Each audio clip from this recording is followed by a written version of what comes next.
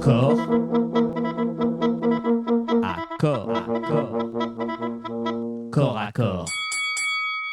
Alors j'ai commencé à en parler hier, mais rapidement. Nous sommes dans une période de grand dévoilement. L'élite mondialiste ne cache plus qu'elle n'a rien à voir avec les valeurs qu'elle défend, dont la sacro-sainte démocratie, devenue un mot valise interchangeable avec le bien commun, l'état de droit ou encore les valeurs occidentales. J'en veux pour preuve Thierry Breton, qui avoue que l'Europe s'est ingérée dans les votes électoraux roumains, allant jusqu'à bloquer le vote et qu'il pourrait le refaire si nécessaire en Allemagne. Je propose de l'écouter, Thierry Breton. Et pour l'instant, gardons notre sang-froid et faisons appliquer nos lois en Europe lorsque celles-ci risquent d'être circonvenues et que elles peuvent, et si on ne les applique pas, conduire effectivement à des interférences. On l'a fait en Roumanie, il faudra évidemment le faire si c'est nécessaire en Allemagne. Voilà. On a aussi dans ce grand dévoilement Mark Zuckerberg, le grand patron de Meta, qui, après avoir annoncé qu'il allait arrêter la modération de contenu, bon, sous-entend très souvent la censure, donc la censure, je disais, est allé plus loin dans une interview au micro de Joe Rogan. Écoutez-le, puis je vous traduis derrière. At the beginning, it kind of seemed like, okay, we should give a little bit of deference to the government and the health authorities on how we should play this. But when it went from 2 weeks to flatten the curve to, in the beginning it was like, okay, there aren't enough masks aren't that important, to then it's like, oh no, you have to wear a mask, and everything was shifting around. It just became very difficult to kind of follow, and this really hit the most extreme, I'd say, during the Biden administration when they were trying to roll out the vaccine program. And now, I'm generally pretty pro rolling out vaccines. I think on balance, the vaccines are more positive than negative.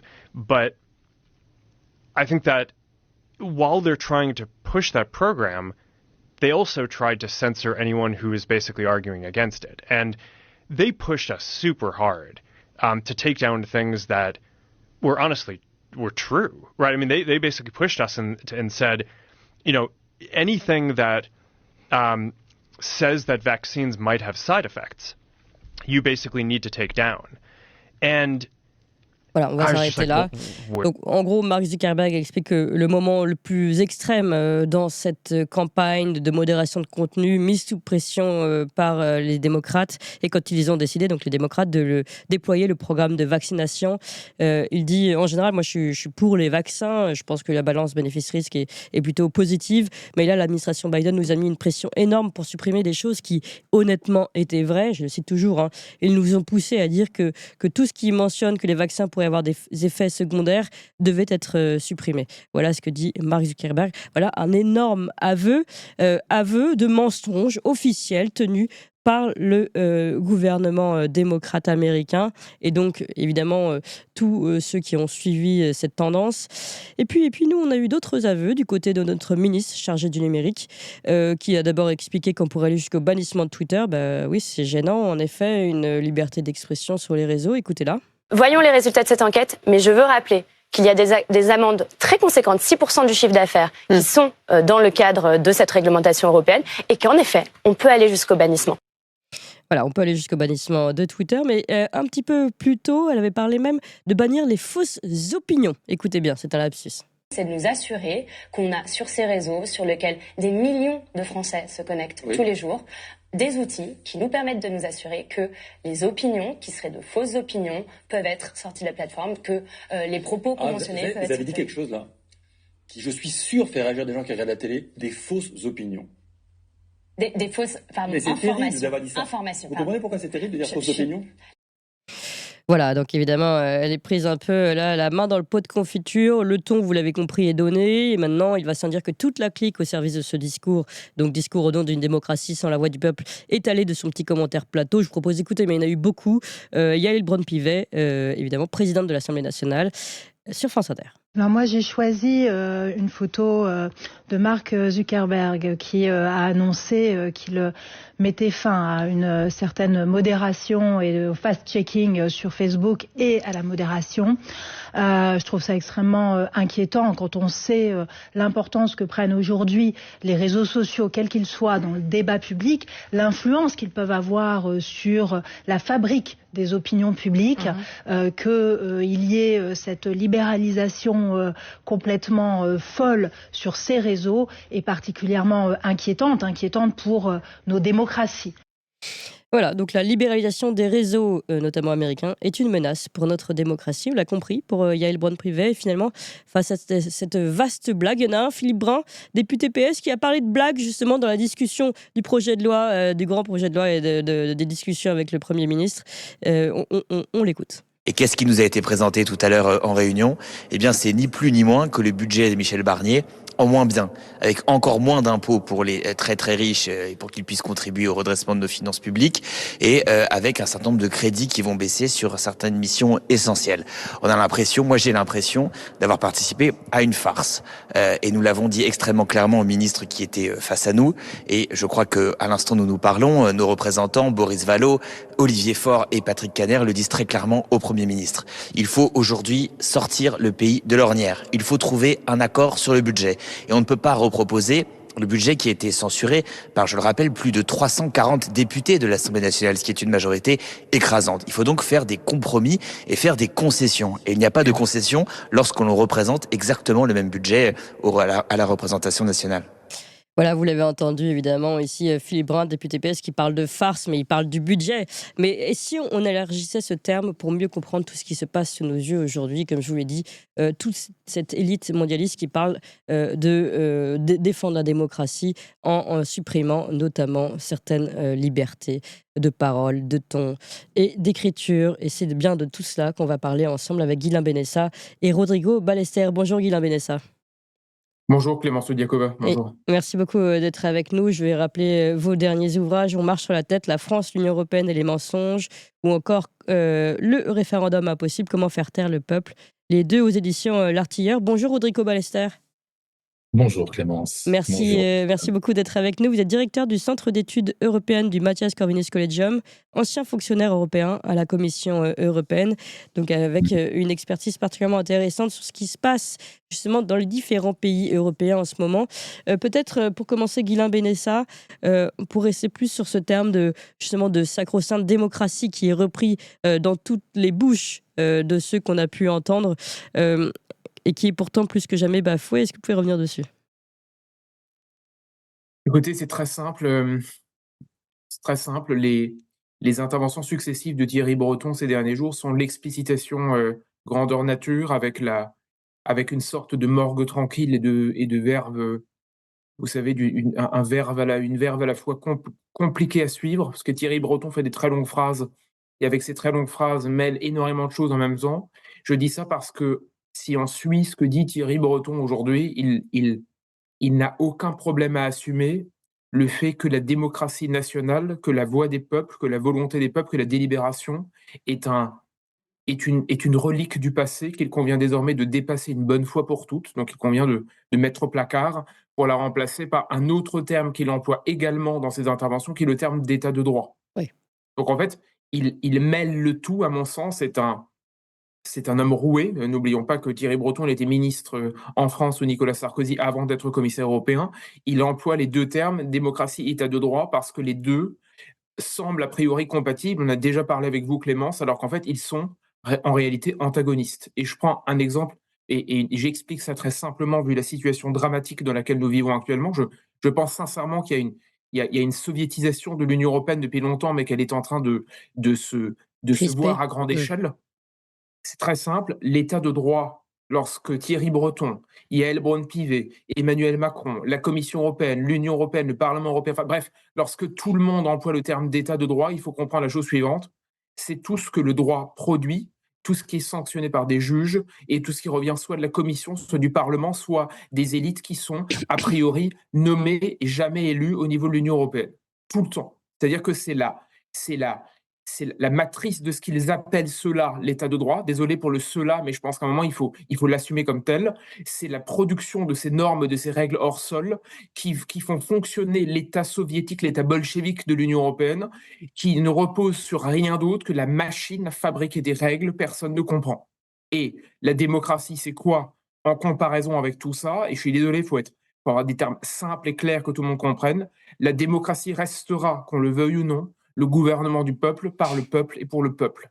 Ça veut dire que lorsque Thierry Breton et tous les autres nous expliquent qu'on peut censurer, bannir, limiter, modérer, reprendre, tout ce que vous voulez. On va rentrer dans le détail tout à l'heure, Clémence, hein, mais tout ce lexique de la limitation ou de la modération n'est rien d'autre que l'élaboration de règles qui sont illégitimes, puisque personne n'y comprend rien, illégitimes puisque personne n'a voté cela, sauf des parlementaires dont tout le monde se fout, qui sont élus lors d'élections parlementaires européennes, d'élections parlementaires, donc l'élection du Parlement européen auquel personne ne va jamais, c'est une abstention massive à travers l'Europe.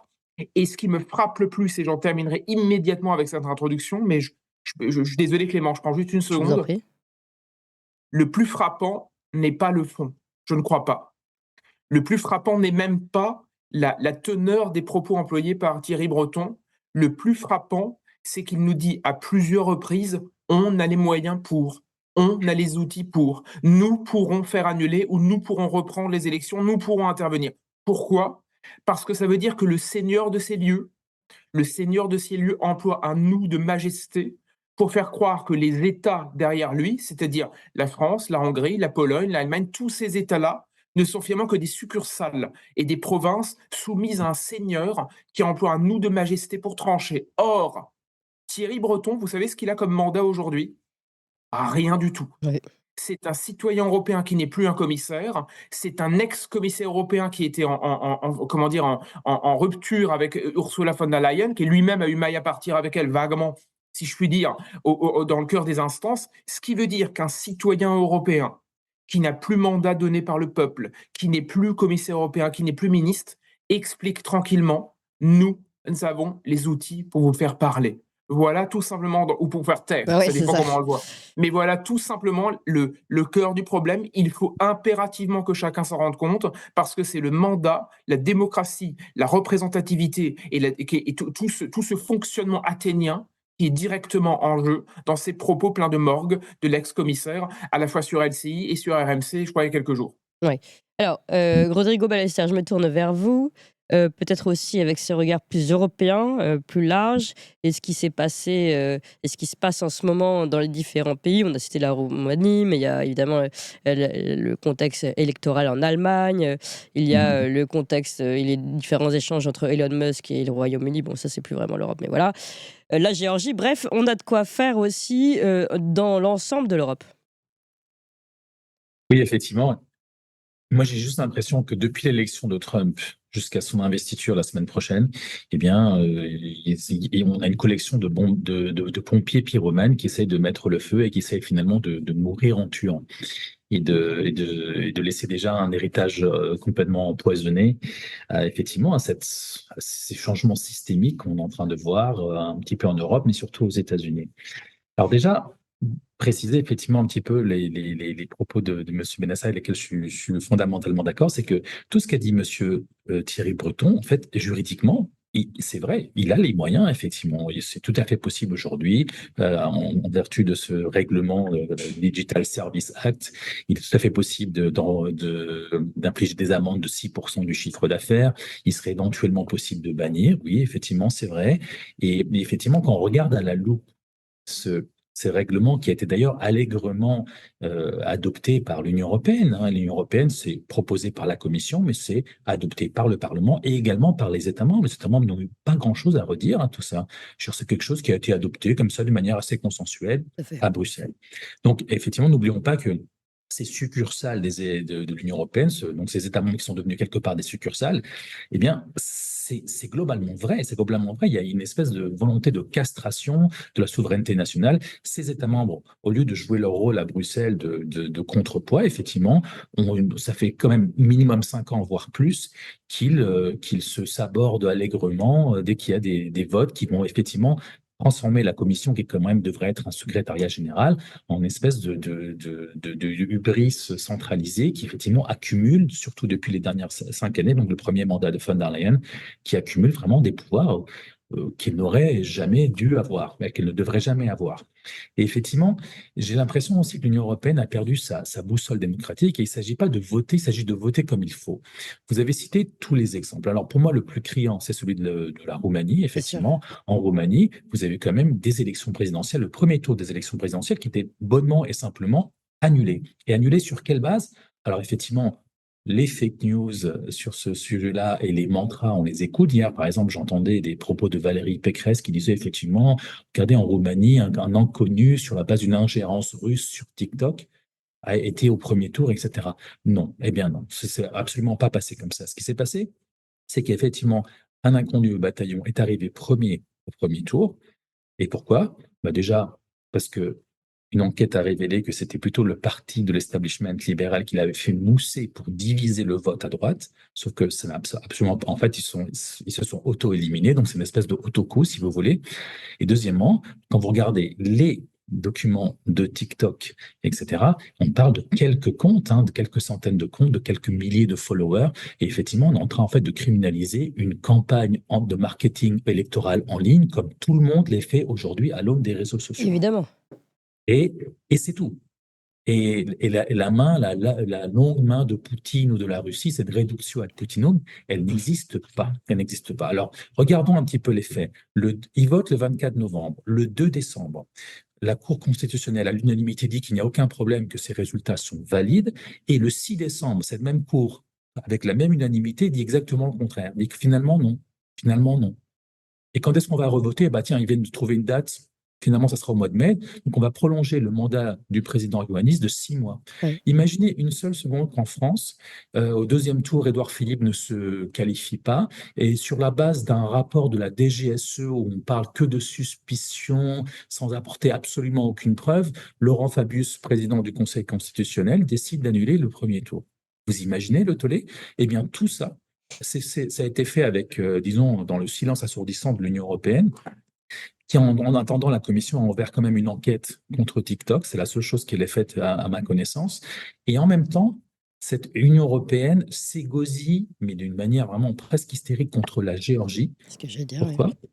Et en Géorgie, vous avez eu un gouvernement sortant donc, qui a déjà gagné 3 élections alors que personne ne disait rien et sans jamais vraiment que personne n'y trouve rien à redire.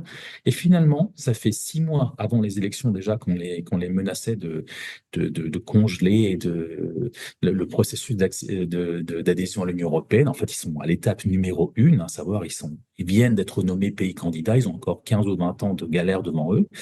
Et pourtant, comme c'était un gouvernement qui était un petit peu trop conservateur, qui avait fait une loi en protection de la famille qui était vraiment pas très LGBT, si vous me le permettez, comme également ce gouvernement avait quand même refusé d'être le pion géopolitique dans une guerre contre la Russie, parce que la Géorgie, c'est 3 millions d'habitants, ils ont un voisin qui en a 100, qui est la Russie, et de lequel, effectivement, ils font pas le poids. Donc, ils voulaient pas se sacrifier. Et pour ces raisons-là, on en a fait un exemple et on a commencé à dire que ce gouvernement qui a quand même gagné avec 53% des voix face à une opposition divisée en 4 qui n'arrivait pas à 38%, on a commencé à dire que les élections ont été truquées. Alors d'un côté, en Géorgie, c'est le mal absolu, et par contre en Roumanie, on annule des élections présidentielles comme ça, mais vraiment avec une frivolité, c'est même mal fait à la limite.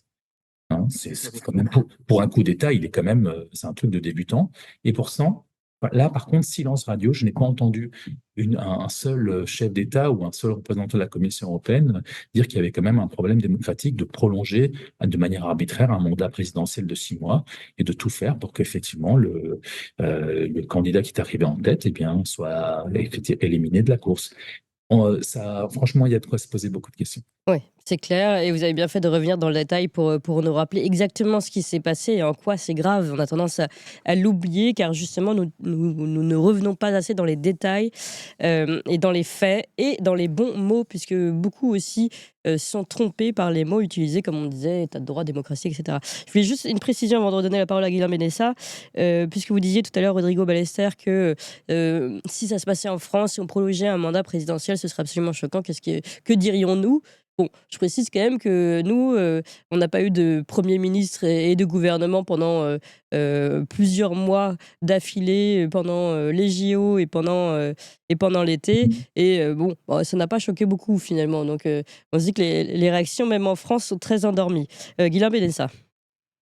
Oui, non mais Clémence, votre transition est excellente parce qu'effectivement, c'est pas exactement la même situation, mais on s'est tellement habitué à marcher à l'envers que tout le monde trouve ça logique. C'est-à-dire, il y a soit un endormissement généralisé, le grand endormissement, on pourrait dire, ou alors une grande anesthésie, je veux dire, devant tout ce qui se passe. Alors, je rejoins complètement ce que Rodrigo a dit à l'instant, c'est évident. Il y a une généralisation des problèmes, c'est-à-dire qu'on voit le creuset se travailler partout, qu'on soit en Géorgie, qu'on soit en Roumanie, désormais peut-être en Allemagne, puisque la menace plane désormais sur les élections globalement.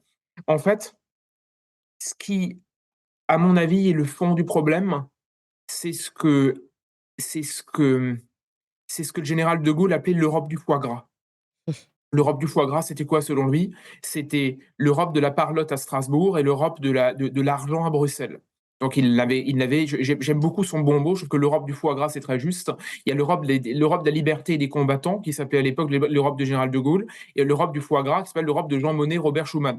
Donc la chose est assez simple. En fait, nous revivons l'ère aujourd'hui de l'Europe du foie gras, sauf que l'Europe du foie gras a compris désormais que les gens, en tout cas un certain nombre de gens, avaient envie d'arrêter de leur verser des petits fours et de reprendre le pouvoir, et ça les emmerde en quelque sorte de rebasculer, je veux dire, et de se rappeler aux origines même de la démocratie. Alors, je ne veux pas faire de futurologie pour les mois à venir, mais vous avez raison, tous les deux d'ailleurs, de vous focaliser sur la question du Conseil constitutionnel, parce que la France vit au rythme du pire de ce que l'Europe a jamais construit. Je m'explique. Le Conseil constitutionnel, qui est un organe en fait, que les fondateurs de la Ve République ne voulaient pas tant que ça, est un organe qui s'est autoproclamé censeur d'un ensemble de choses de façon illégitime, c'est-à-dire qu'il n'a plus du tout les compétences limitées qu'il avait dans les années 60. Or, tout le monde s'est habitué à ce qu'il balance des menaces tous les jours dans l'hypothèse où un référendum aurait lieu. Donc chez nous, pour l'instant, et je pense que Rodrigo le sait très bien, même vu d'un autre coin de l'Europe, en France, ce qui se joue chez nous pour l'instant, ce n'est pas immédiatement la sanction ou la menace en cas d'élection, mais en cas de référendum. Et Laurent Fabius est devenu le grand prélat de la menace. Vous savez, on est un peu dans un Michel Audiard du pauvre, c'est-à-dire on a des espèces de punchlines en forme de menaces tous les 15 jours de la part du patron du Conseil constitutionnel. Je dis ça parce que nous nous sommes habitués, chez nous, à vivre sous l'empire d'ores et déjà de juges constitutionnels qui disent « si jamais ça tourne mal, nous avons des outils ». Si jamais ça tourne mal, nous avons des moyens. Ce lexique est employé chez nous régulièrement, c'est-à-dire si jamais la mauvaise question est posée au peuple, nous censurerons la question. C'est comme ça que pour l'instant, les choses s'organisent. Mais, et j'aimerais une seconde, j'en ai parlé tout à l'heure, mais je pense que c'est le fond du problème. Rodrigo vient de dire que le droit européen via le DSA dont a parlé Thierry Breton est légal dans la mesure où ces lois ont été effectivement, où ces dispositifs ont été votés au niveau de l'Union européenne, souvent sur l'initiative de la Commission et ensuite validés par le Parlement. Globalement, parce que le pouvoir d'initiative, pas entrer dans le détail, mais vient la Commission. Mais si j'entends ce que dit Thierry Breton, il nous dit deux choses qui m'épouvantent personnellement, qui m'épouvantent peut-être parce que je suis malheureusement trop démocrate. Mais il a dit sur LCI, je cite, s'il utilise, alors le style c'est évidemment Elon Musk, s'il utilise les réseaux sociaux pour faire de l'ingérence dans nos démocraties pendant les élections, là nous avons des moyens pour agir, comme on l'a fait avec TikTok pour des ingérences de pays non européens à l'occasion des présidentielles en Roumanie. Là, nous avons des outils. Donc on revient sur ce que je disais tout à l'heure, la question des moyens et la question des outils. Et il y a un deuxième point qui m'a beaucoup intrigué. Je vous avoue que je ne suis pas un spécialiste de la réglementation en matière de numérique. Malheureusement, je suis un vieux con, j'aime le papier et les stylos. C'est pas demain que je changerai d'ailleurs. Et il dit, en parallèle toujours sur LCI, il dit « Il faudra, je cite Thierry Breton, voir si des propos sont ou non gonflés, poussés par les algorithmes. » Ça veut dire que ce qu'il reproche à Elon Musk et aux autres, c'est de pousser et d'amplifier les opinions ou les propos et les opinions qui ont lieu, notamment sur les plateformes type Twitter, Facebook, etc. Alors, je voudrais juste dire un mot de ces deux points. Premièrement, le fait que Thierry Breton ose nous dire que le droit européen est là pour sanctionner les propos gonflés ou amplifiés de façon artificielle par les algorithmes. Il est très sympathique, ce gentil Thierry Breton. J'apprécie sa verve du Proust du pauvre, parce que je rappelle que Darius Rochebin a dit qu'il parlait comme Proust. Je trouvais que c'était tellement épouvantable d'entendre le nom de Proust là-dedans que ça m'a beaucoup gêné, mais bon, admettons.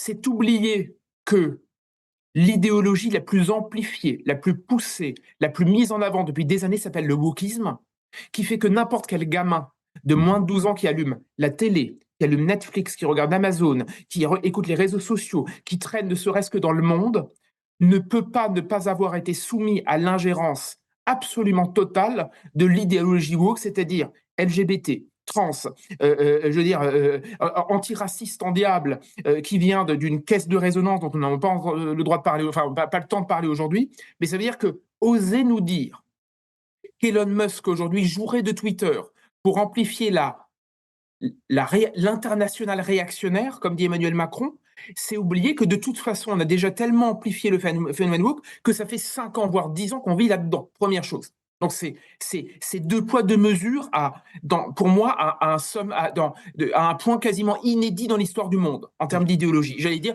le wokisme, c'est le soviétisme qui a réussi.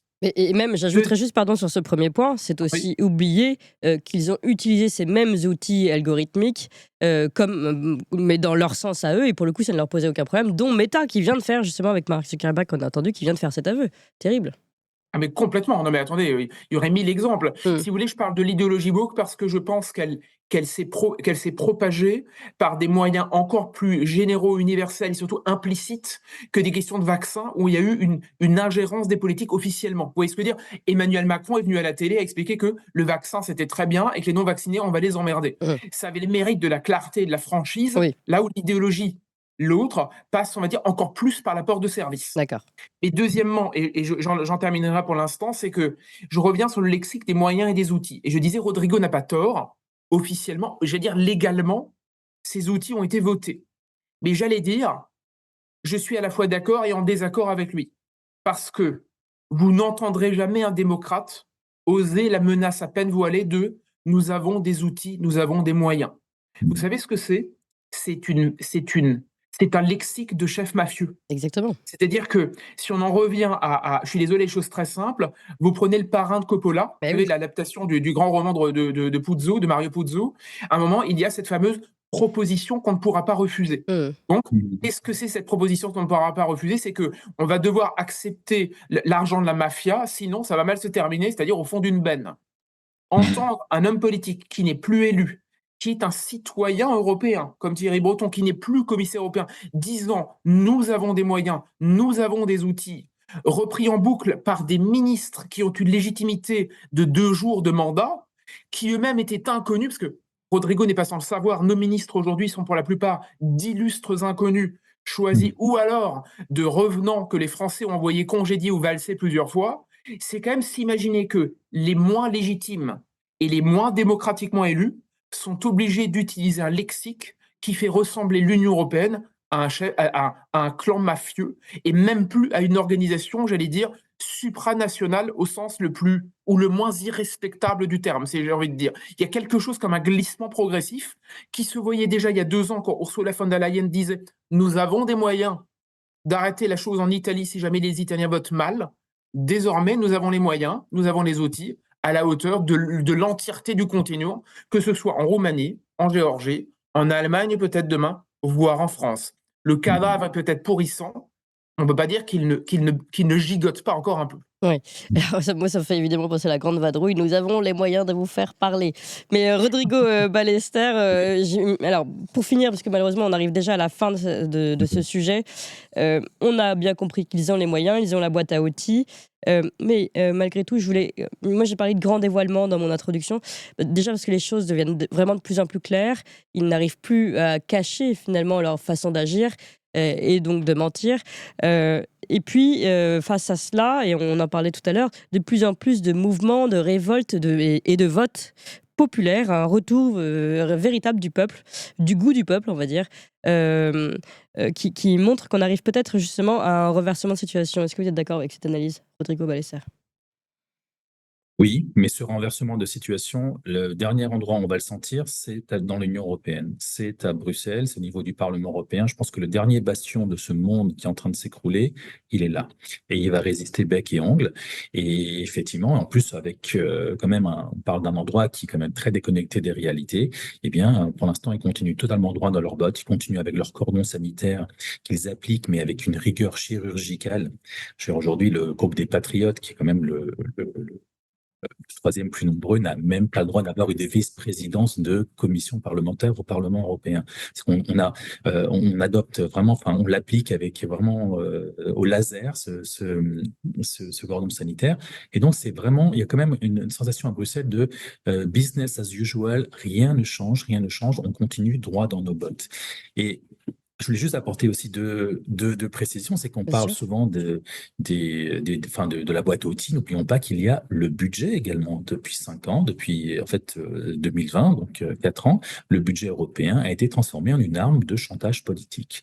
Et on en sait quelque chose ici en Hongrie, parce que en gros, pratiquement tous les fonds européens ont été confisqués. Je me souviens également, je vous rappelle également, ça c'est quand même très très vicieux, qu'au nom de cette conditionnalité de l'état de droit, et je passe les mots valises à répétition, les universités hongroises, 21 universités hongroises ont quand même été exclues du programme Erasmus. Alors Ouais, c'est aujourd'hui, dingue. les étudiants russes restent éligibles hein, sur le programme Erasmus, mais pas ces 21 universités hongroises. Donc vous avez un pays qui a résisté quand même, un gouvernement qui a résisté depuis au moins 10 ans face à toute cette déferlante qu'il a vu venir avant les autres et qui se fait punir au portefeuille d'une manière sadique. Mm. Sadique. Et Pas là seulement au encore récemment, portefeuille, l'Union européenne a privé la Hongrie de 19 milliards d'euros d'aide. et elle a refusé effectivement de les lui transmettre. Donc, il continue d'être confisqué. Ouais. Sur les 28 milliards qu'elle lui doit, il n'y en a que 10 qui ont été finalement libérés. Et vous avez également dit, Clémence Odiakova, qu'il ne s'en cache même pas. Effectivement, regardez la Pologne. La Pologne, on avait confisqué 137 milliards d'euros au gouvernement précédent. Il a suffi d'un changement de gouvernement pour que 3 mois plus tard, l'intégralité de ces 137 milliards pour des raisons complètement fumeuses qui n'ont rien à voir avec les raisons que l'Union européenne avait invoquées pour bloquer cet argent au gouvernement précédent et été débloqué comme ça, Ouais. sans que personne n'y trouve rien à redire. Wokisme, Guylain, vous avez tout à fait raison. Et pour dire effectivement que cette Digital Single Act, effectivement, très dangereux. Et quand je vous ai dit qu'il a été voté, oui, il a été voté, effectivement, au moins Breton a raison. L'Union européenne peut faire tout ce que lui a dit sur RTL et sur RMC. Regardez l'article 35 pour dire à quel point l'entrisme woke est vraiment présent. Article 35 dit en gros que dans certains cas de danger systémique, dont des élections, il faut faire un programme spécial de contrôle, etc. Alors, c'est pas très bien défini. Alors, du coup, la Commission européenne a fait des lignes directrices, parce qu'effectivement, si vous êtes monsieur Meta, monsieur Twitter en France, monsieur X, vous ne savez pas trop comment appliquer cette loi. Donc, ils ont fait des lignes directrices. Et à un moment, dans ces lignes directrices, mentionnent les classiques, LGBT, genre, etc. Et comment interpréter ça? Eh bien, vous avez une note en bas de page qui vous renvoie vers un papier qui a été fait par un lobby LGBT à Bruxelles, qui vous dit que clairement, par exemple, dire que les enfants sont les cibles de cette idéologie, ou dire effectivement que les femmes sont des femmes et les hommes sont des hommes, effectivement, est considéré comme quelque chose de punissable, effectivement, ne peut pas être dit. Donc, effectivement, vous avez des règles en plus très génériques, très grises, très opaques, qui sont en plus interprétées à l'aune d'ONG complètement militantes en matière d'idéologie, de genre. C'est caché dans une note en bas de page d'une ligne directrice qui fait référence à l'article 35 de ce Digital Single Act. Mais voilà, c'est ce genre, le diable se cache dans les détails. Ouais. Voilà, le diable se cache absolument dans les détails, le wokisme aussi. Merci beaucoup. Oui, alors, Guillaume, je vois que vous voulez réagir, mais alors vraiment très très court. Juste très court. Ouais, pour en fait, conclure. ce qui se produit avec l'Union européenne, pour moi, c'est l'explicitation, vous savez, de l'apologue de la haine de Mathieu Kassovitz. Vous savez, quand il y a un type qui dit c'est l'histoire d'un mec qui saute du 40e étage et qui, dans sa chute, se dit jusqu'ici tout va bien, jusqu'ici tout va bien, jusqu'ici tout va bien. Et en fait, c'est exactement ce qui se passe à l'échelle de l'Union, c'est que l'Union, les Thierry Breton et tous les autres ont parfaitement compris que les peuples sont en train de les faire basculer par la fenêtre. Ils sont en train de tomber et ils veulent éviter de l'atterrissage. Et à mon avis, là où Rodrigo Ballester a tout à fait raison, c'est qu'ils vont essayer d'inventer toutes sortes de mécanismes pour se trouver un train d'atterrissage en catastrophe. C'est-à-dire qu'il faut éviter que l'atterrissage ne soit trop violent. Et vu que la chute actuellement vient quand même très très vite, il y a une espèce vous disiez, de dévoilement, je pense que le problème, c'est pour eux immédiatement de s'inventer un canot de sécurité qui va prendre n'importe quelle forme, du temps que ça a l'air légal, et même si c'est illégitime, et même si c'est au détriment du peuple. Tout ce qu'il va falloir faire les prochaines années au niveau de l'Europe, c'est d'inventer légalement tous les mécanismes pour éviter que la grande bascule se fasse. Inventer n'importe quoi pour éviter le grand dévoilement un peu plus. On va continuer de suivre ça ensemble. Merci beaucoup, Guilain Benessa. Je rappelle vos livres. Le référendum impossible, comment faire taire le peuple, aux éditions L'Artilleur. Et encore, on marche sur la tête, la France, l'Union européenne et les mensonges. Toujours chez L'Artilleur. Rodrigo Ballester, directeur du Centre d'études européennes du Matthias Corvinus Collegium, ancien fonctionnaire européen à la Commission européenne. Merci encore infiniment à vous deux. Merci pour votre éclairage. Et évidemment, il faudra revenir sur ce sujet qui est très, très changeant en ce moment. On l'a compris. Donc,